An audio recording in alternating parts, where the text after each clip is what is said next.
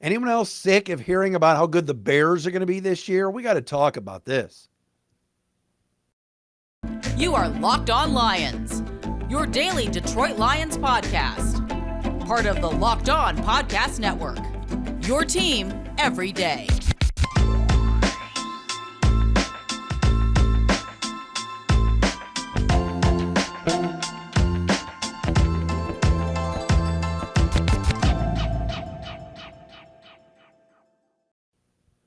And on a Tuesday, May 16th and a Wednesday, May 17th, it is another episode of Locked On Lions right here on the Locked On Podcast Network, your team every day. Thanks for making us your first listen, checking us out wherever you get your podcasts. And most importantly, thanks to those of you subscribing and watching for free on the Locked On Lions YouTube channel. It is Matt Dery with you. Thanks for being with us on a Tuesday edition of Locked On Lions. Lions getting done with rookie minicamp last weekend. This is kind of the slow period as we get ready for OTAs and everything else. Could there be some free agent additions, some late adds to the roster? What about June 1st cuts? Everything else. But today, I gotta talk about the Chicago Bears hype, which I think is absolutely out of control.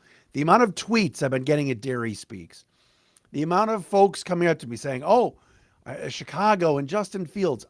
We got to put this into perspective. I got some numbers for you I'm going to share with you coming up momentarily here on the program today. Also, Jared Goff. Still, there are some doubters out there about the Lions quarterback. One big stat from last year that stands out to me. I want to get to that coming up momentarily on the show as well. It's also a big night as we are recording right now. The NBA draft lottery is getting set to get started. I want to give a little perspective on that. We'll do that as well here on the program. We thank you for checking us out wherever you get your podcasts. Again, Twitter at Dery Speaks, at Locked On Lions, the Matt Dery Facebook fan page as well. And again, on the Locked On Lions YouTube channel. A shout out to Scotty and the folks at Questionable Teas for my Dan Campbell Soup shirt today, the kneecap noodle soup.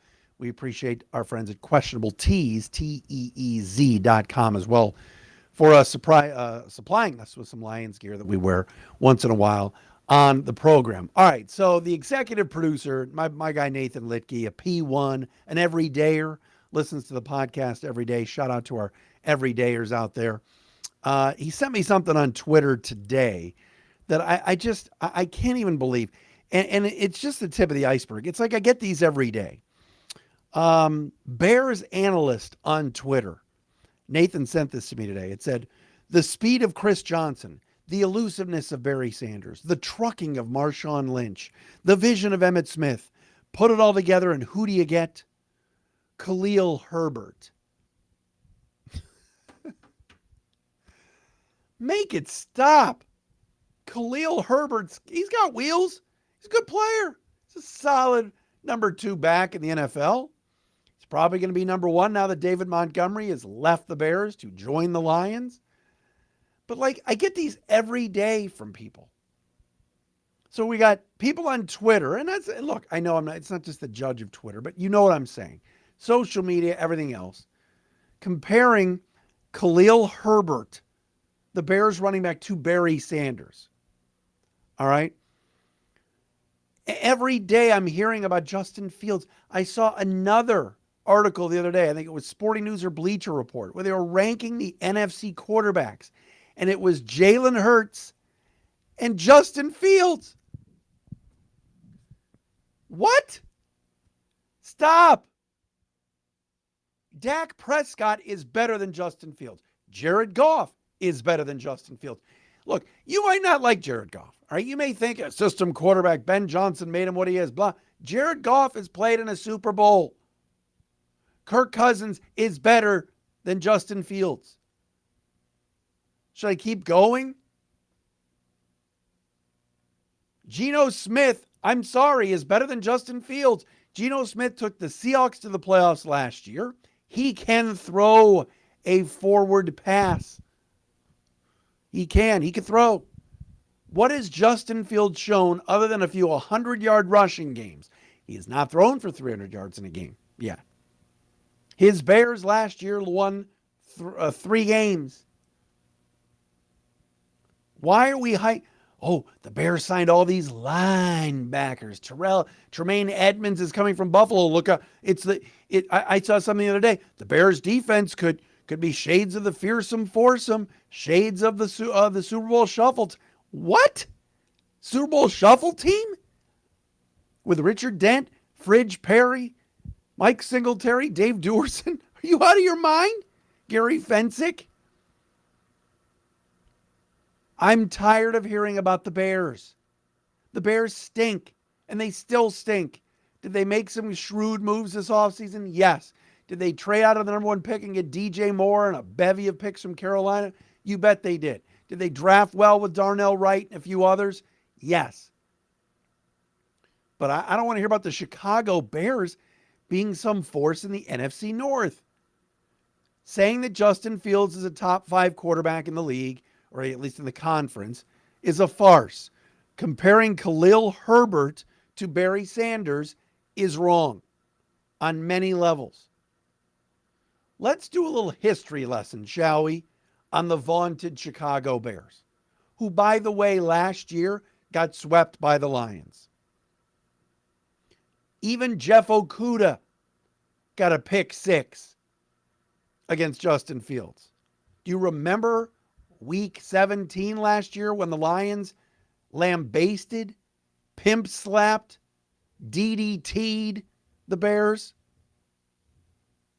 The Chicago Bears over the last 10 years, that includes the Matt Nagy era and part of Lovie Smith, and now, of course, Matt Eberflus, have had one winning season. One in the last 10 years. I know what some of you are going to say. Well, the Lions, fine. The Lions have been bad forever. I get it. I'm just making a comparison to right now with the Chicago Bears. Take the Lions' history out of it, please. Since the vaunted Super Bowl shuffle, 85 champs, the great Mike Ditka teams that won 5 straight divisions from 84 to 89, and kind of ended their run in 88. It was 84 to 88, I should say. Since 1988, all right, when I was 15 years old, I'm about to turn 50, the Chicago Bears have had a total of 11 winning seasons. All right, they stink. They don't even know where they're playing in a few years. They don't even know if they're moving to the suburbs or if they're staying at Soldier Field. They're a joke. They haven't won a playoff game since 2006 when they lucked their way to the Super Bowl with Rex Grossman, only to lose in the pouring rain in Miami to the Indianapolis Colts. The game was only close because it was a downpour.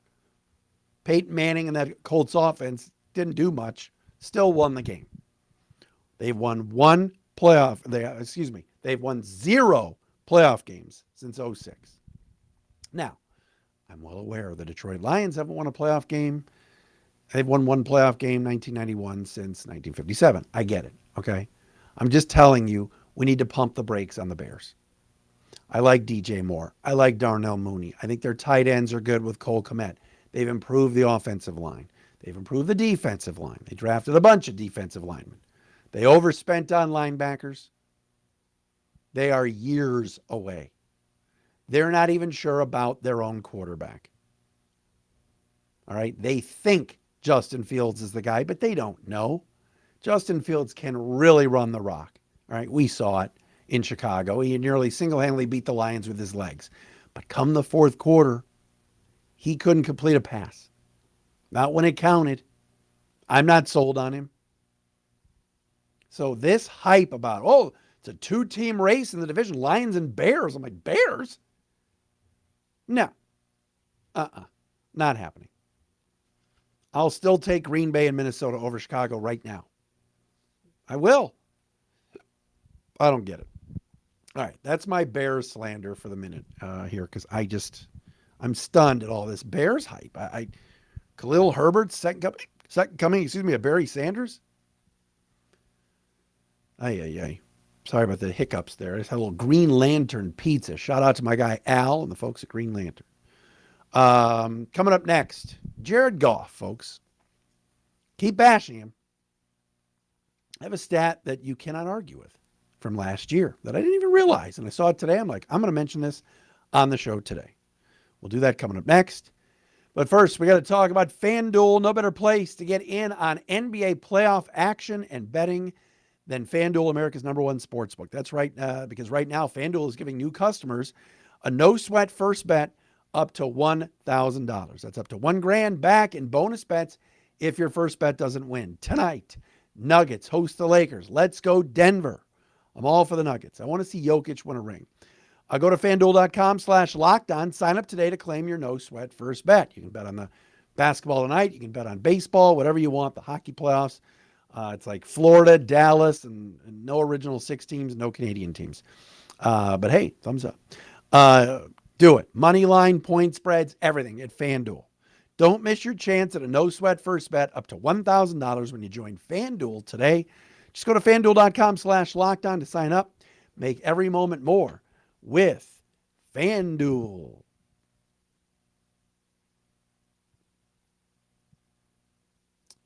I feel like Rob Parker, my old buddy from Detroit Sports Radio, now at Fox Sports Radio and MLB Network. Rob's everywhere. He's a good person. Go get dueled. Saw a stat today, which I didn't realize. If you listen to this show and you go back to 2016 when we started the Locked On Lions show, and I appreciate David Locke and everybody of the Locked On Podcast Network for being so supportive. We've been doing this for a while, and it's awesome. But I did not realize, or if you listen to the show, I should say, you know that I'm big on passer rating. I'm not really Mr. QBR. I'm more into passer rating because I think accuracy and everything else, to me, if you have a high passer rating and you're over 100 in the passer rating category, that's a better stat than quarterback rating or QBR. But what I did not realize, and I saw this today from James Light, who I don't know, on Twitter, Jared Goff finished the 2022 season ranked number 5 in the entire NFL in QBR. Lions did a great job of building an offense that featured the strengths of Goff. Top 5 in QBR, quarterback ranking, which is mostly kind of an ESPN stat. But regardless, think about that for a second. We went into last season talking about how the Lions needed more productivity from their quarterback. They needed Jared Goff to not fumble the ball, to not throw the ball to the other team, and to manage the offense under Ben Johnson. And he exceeded those expectations. It got to the point where in week 18, in Green Bay, frozen tundra, Lambeau Field, Packers win, they go to the playoffs. The league wants the Packers in the playoffs. NBC's just tell Aaron Rodgers this, Aaron Rodgers that. Packers. Jared Goff went into Lambeau last year. All right. Didn't turn the ball over.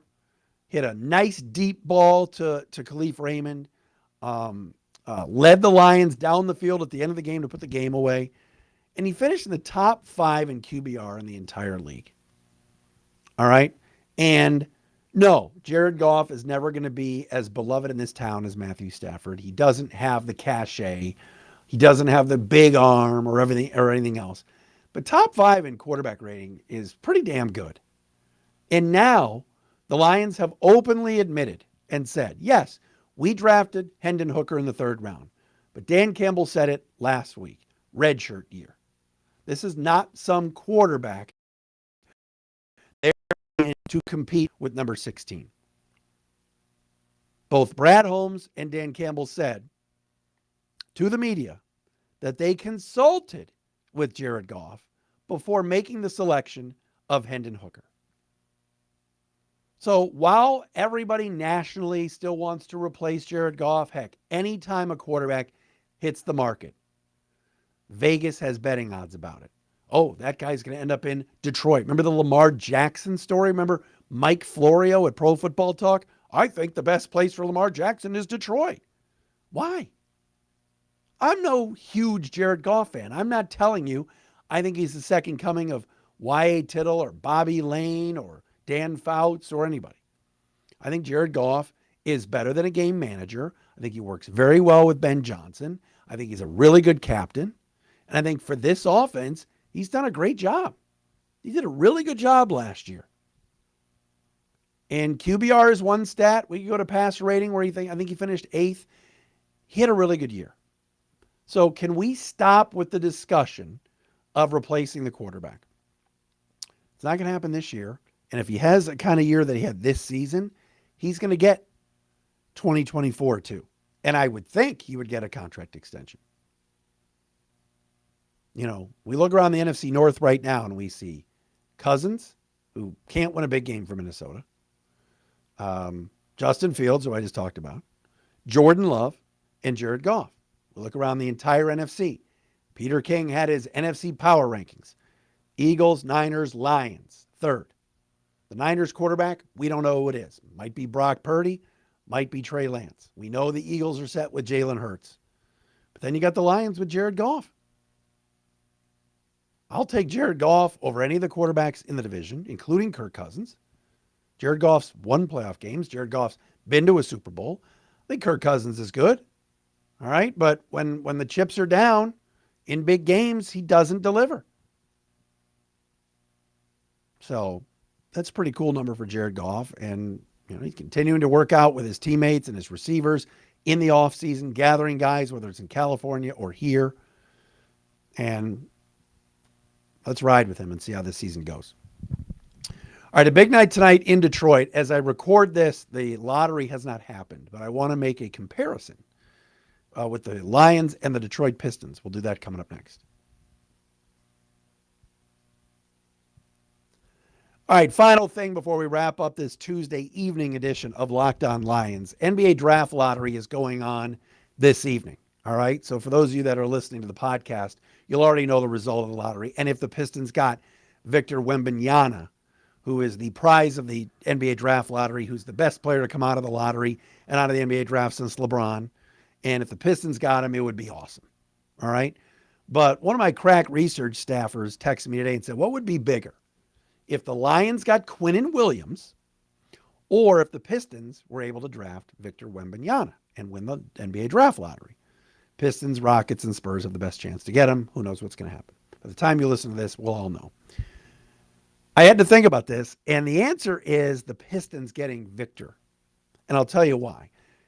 I said this yesterday on the podcast. If the Lions would go after Quinnen Williams and trade for him and get him, I think it would put him up there with Philly and San Francisco. Yes, I do think it would be big. But I also think the Lions have developed something right now and have built something right now that even if they went into next season without Williams, they've got a good D-line coach. They've got a good D-line defensive coordinator in Aaron Glenn, who's gotten better.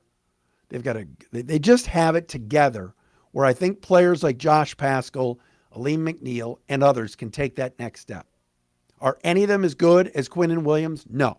Do I want the Lions to go get Quinnen Williams? Yes. But I still think the Lions are in a good position to survive, advance, win the division without the big fella from the Jets. If the Lions were to make that trade and if the Jets were to put him on the market. The Pistons desperately need this guy. Right? They need to win the lottery. That would be a game changer for that organization. I worked for the Pistons for like 11 years. I've been around the organization. I've done pre and post game for them, if you remember, on the radio. I've done their podcast. So it's been more than 11 years, but you know what I mean. I was there every day for 11 years, back when they won the championship and everything else. They need this jolt badly. All right. I would think operators would be standing by tonight down at the practice facility there in Midtown on the phones waiting for fans to call for the Pistons to win the lottery. They desperately need this. The Lions own this town regardless of how bad they've been. Right? The Pistons and NBA basketball in this town need a jolt like Wembanyama. They've got some good young players like Jaden Ivey and Cade Cunningham and Jalen Duren. I like the direction they're going, but this would be a game changer. Quinnen Williams, would he be a game wrecker for the Lions? Yes. Would he be a game changer for the defense? Yes. But the Lions are already on their way, even without Quinnen Williams. All right, thanks for checking us out, making us your first listen each and every day right here on Locked On Lions. Again, follow us on Twitter at Dery Speaks. Comments are always welcome on our Locked On Lions YouTube channel. We appreciate you guys checking us out each and every day. Tell your Lion fan friends about us if they don't know about the podcast. We're here Monday through Friday. We're breaking everything down, any news that happens with the team, anywhere this organization goes, we're on top of it. We're trying to bring you the best content each and every day, and we think we do a pretty good job with it. So we appreciate you guys sticking with us, checking us out, again, wherever you get your podcasts. Lions, man, they are running this town. It's exciting, and I'm rooting for the Pistons tonight too. So we'll talk to you again tomorrow.